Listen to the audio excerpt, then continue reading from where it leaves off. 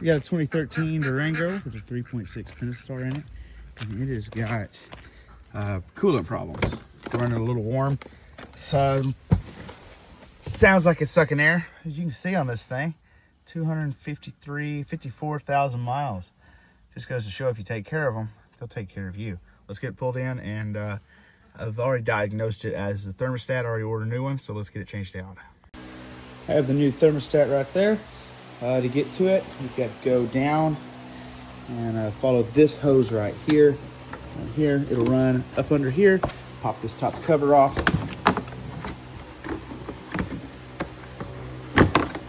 Dorman makes better quality. Just put that right here. Makes a better quality replacement, because you see these are plastic. I don't know if you can see that or not, actually. I'll show you the new one in a minute. Anyway, got to take this intake off, so let's do that.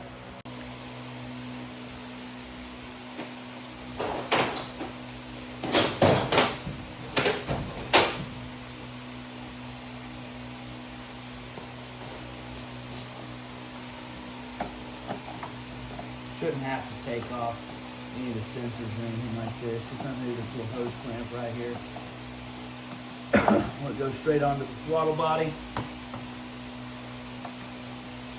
Usually 5/16 or flathead screwdriver. Should pop.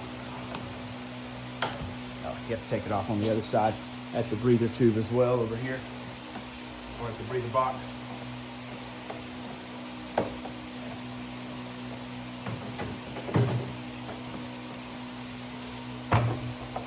Just like that. There we go. Now you can see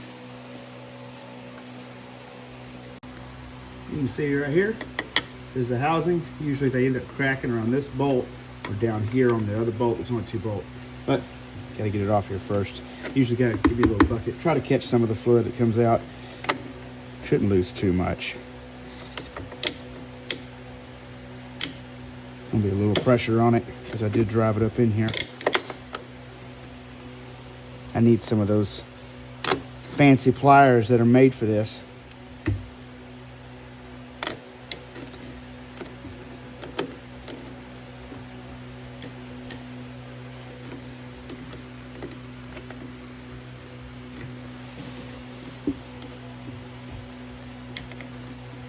Maybe just regular pliers.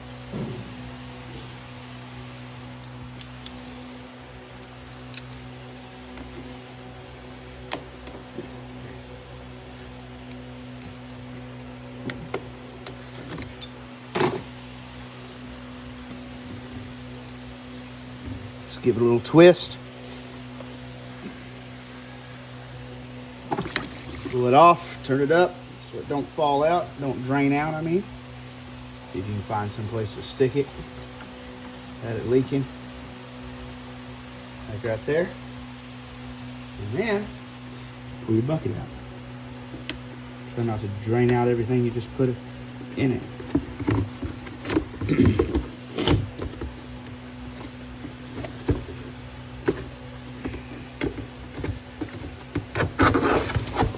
Drop some of it, not too much. Alright, leave that. These 2 bolts are 10 millimeters. Comes off as easy as that. You gotta be careful when you put it back on, because you don't want to over torque it and crack this thing.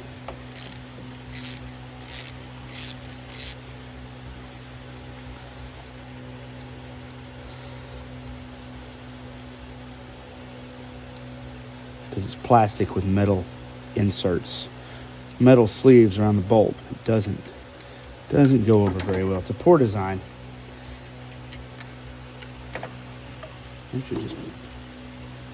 Gonna lose some water here.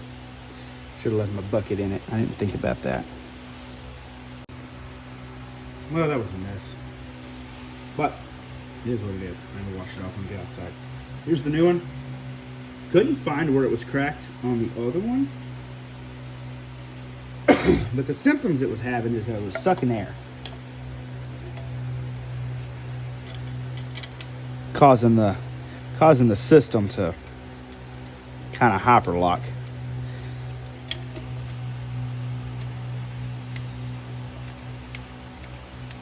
Not hyperlock, but you know, air doesn't cool like water does or coolant does.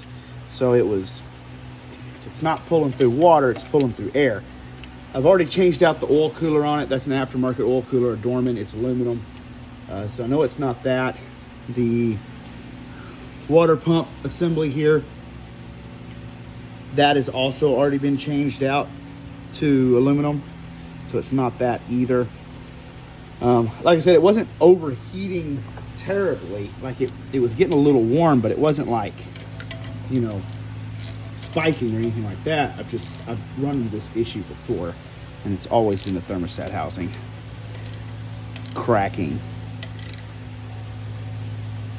even if you can't see it. So plan is to upgrade to an aluminum one, but until I get there, there ain't a thing I can do about it. And I need the car, so it's got to be done. Customer needs the car, so it's got to be done now. But you don't want to over torque these, because it will. That's the reason I'm using this little bitty wrench. It will crack that plastic, and then you know, you gotta go out and buy another one. Now let's get this hose back on it. You want to be sure and top your fluids off once you're done here as well.